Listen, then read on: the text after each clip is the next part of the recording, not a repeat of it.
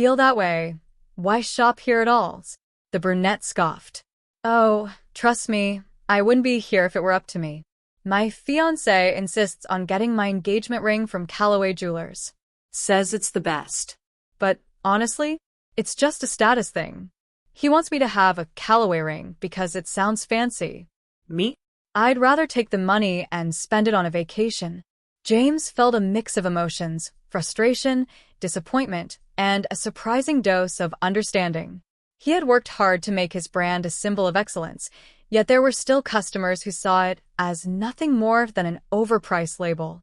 The blonde added, "Yeah, my cousin bought a bracelet from here last year, and she said the salespeople pressured her into buying something more expensive than she wanted. It's all about upselling." James clenched his jaw. That went against everything he taught his employees. Before he could respond, a voice interrupted. "Sir, would you like me to show you more options?" James turned back to see Michael, the sales associate, standing patiently nearby. Michael had no idea that he was speaking to his boss, and James decided to continue the charade a little longer. He nodded. "Yeah, actually, I'd like to know more about what makes this necklace worth its price." Michael smiled, eager to help. "Of course. This piece is crafted with 18-karat white gold, and the diamonds are ethically sourced with a high clarity rating. Plus, Callaway Jewelers offers free lifetime cleaning and maintenance, so it keeps its brilliance over time." James raised an eyebrow. "So, you're saying it's not just about the jewelry itself, but the service and quality that come with it?" "Exactly," Michael said with confidence. "A lot of customers don't realize that when they buy from us, they're not just paying for the materials. They're paying for craftsmanship, ethical sourcing, and long-term value. Unlike online purchases, you can come back anytime for adjustments, cleaning, or even trade-ins." James nodded slowly, impressed. Michael clearly believed in what he was selling. He wasn't just pushing a product, he was offering an experience. Still, the words of the two women lingered in his mind. Clearly, not all customers saw things the same way. Some only saw the price tag, not the value behind it. And if that was the case, then maybe James needed to do a better job of communicating what made Callaway Jewelers different. He glanced back at the two women. They were still browsing, still unimpressed. James had come here today to experience his business from a customer's point of view. He hadn't expected to hear such harsh criticism, but maybe this was exactly what he needed. Taking a deep breath, he made his decision. "I'll take the necklace," he told Michael, pulling out his credit card. As the transaction processed, James prepared himself for what he was about to do next. Because now, it was time to set the record straight. As Michael carefully placed the necklace in an elegant black velvet box, James took another glance at the two women. They had moved to another display case, still browsing, their conversation now softer, but still laced with skepticism. James had spent years building Callaway Jewelers into a brand that stood for quality, trust, and craftsmanship. Yet, here were customers who saw none of that. Instead, they believed they were being overcharged for a mere name, oblivious to the intricate work and ethical sourcing that went into each piece. He turned back to Michael and decided to test something. "You seem to know a lot about these pieces," James said. "Tell me, what makes this necklace worth its price?" Michael smiled, his professionalism unwavering. "Absolutely.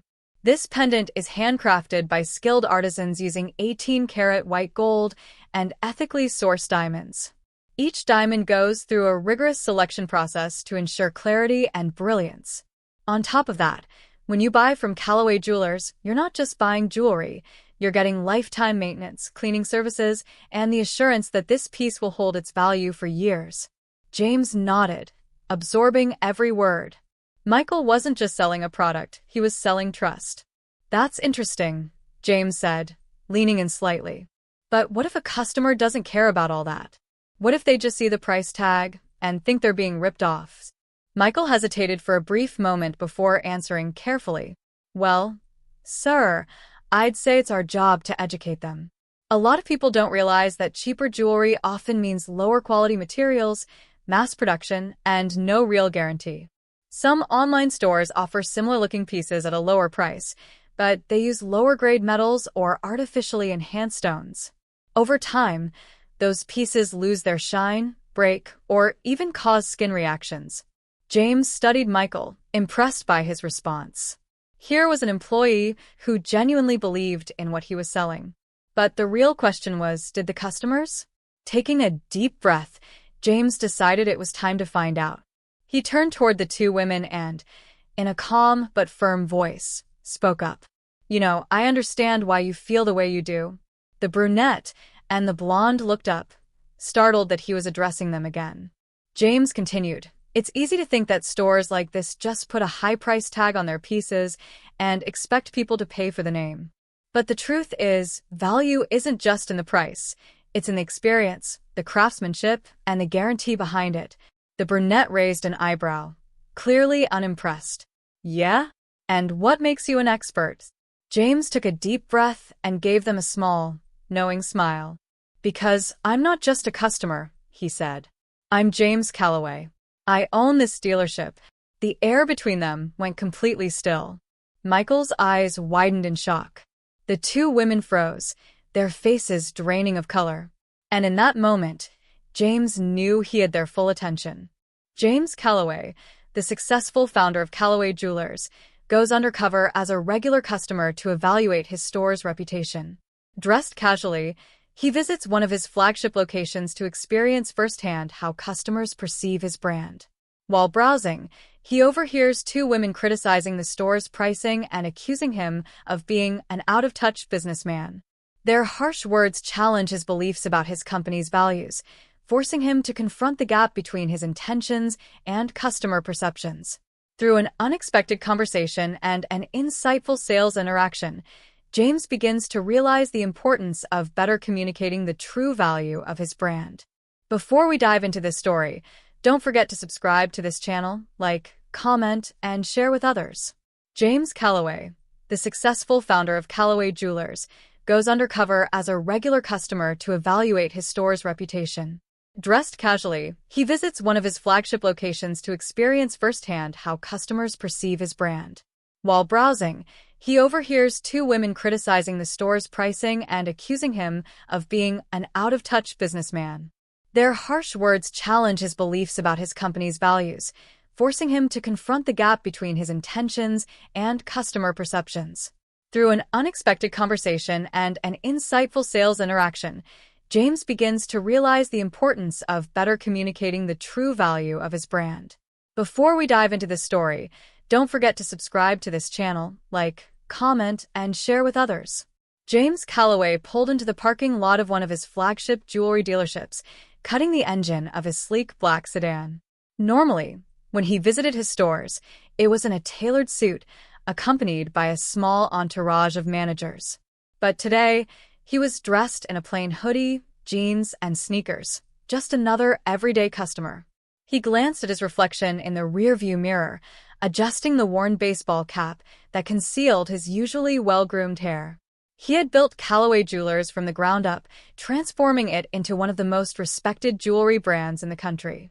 He knew everything about his business, except what it felt like to be an ordinary shopper inside his own store.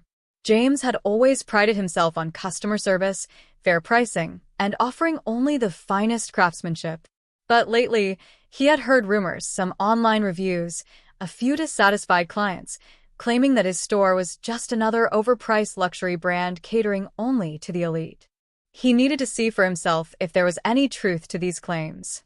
With a deep breath, he pushed open the car door and stepped into the crisp afternoon air.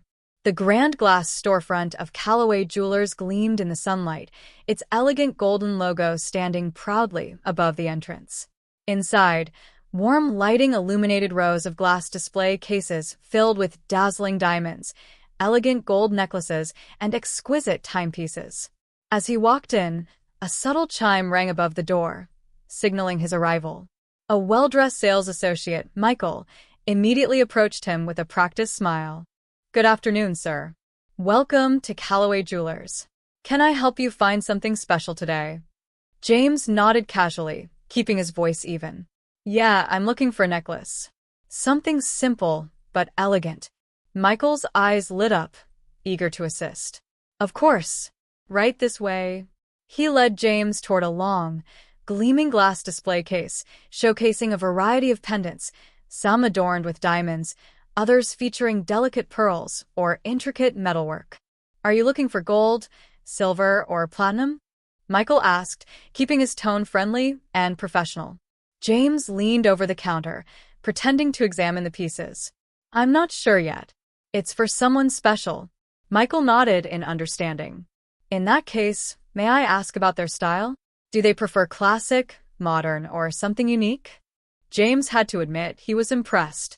Michael was patient, not pushy, and genuinely seemed to care about helping the customer find the right piece rather than just making a sale. It was exactly the kind of customer service James expected from his employees. He picked up a simple, yet elegant diamond pendant set in white gold. The craftsmanship was flawless, the sparkle catching the light beautifully. He turned it over in his fingers, feeling a sense of pride. Just as he was about to ask Michael a question about the necklace, something behind him caught his attention. Two women stood near another display case, their voices hushed but unmistakably irritated. Though they spoke softly, their words carried in the quiet showroom. James wasn't trying to eavesdrop, but what they said next made him freeze. This store is a total ripoff, one of the women scoffed. They charge thousands for these pieces, and half of them aren't even worth it. His fingers tightened around the pendant as a sinking feeling settled in his chest. He turned slightly, just enough to hear more of their conversation. I know, the other woman replied. And have you heard about the owner? He's just another rich guy who doesn't care about customers. Probably sits in some luxury office while we're stuck paying ridiculous prices for jewelry. James' heart pounded, a mix of frustration and disappointment washing over him. He had built Callaway Jewelers on principles of honesty, quality, and exceptional service. He wasn't some distant corporate mogul who only cared about profits.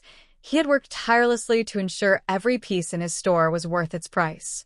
And yet, here were two customers who saw him as nothing more than another greedy businessman. His first instinct was to turn around and correct them, to defend his store, his employees, his reputation. But instead, he took a deep breath and forced himself to stay calm.